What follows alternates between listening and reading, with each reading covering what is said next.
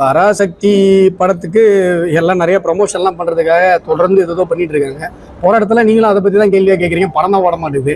ஆனால் எனக்கு என்ன ஒரு சந்தேகம் அப்படின்னா, திமுக காரங்க காசு போட்டு படம் எடுத்து அதிமுகவுக்கு ப்ரொமோஷன் பண்ணியிருக்காங்க. அந்த படத்தில் அண்ணானாலே அதிமுக தான் சார்.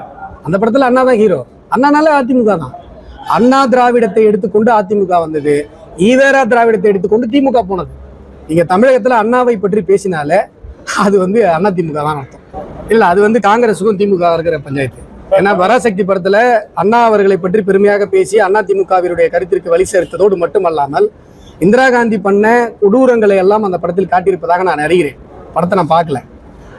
ஆகையால காங்கிரசுக்கும் திமுகவிற்கும் இப்பொழுது சலசலப்பு ஏற்பட்டிருக்கிறது. இவ்வளவு கொடுமைகளை தமிழ் சமூகத்திற்கு இழைத்த ஒரு காங்கிரஸோடு தொடர்ந்து நீங்கள் கூட்டாளியாக இருப்பது ஏன் என்கிற ஒரு கேள்வியை நீங்கள் சொன்ன அந்த பராசக்தி படம் தமிழ் சமூகத்திலேயே ஏற்படுத்தியிருக்கிறது.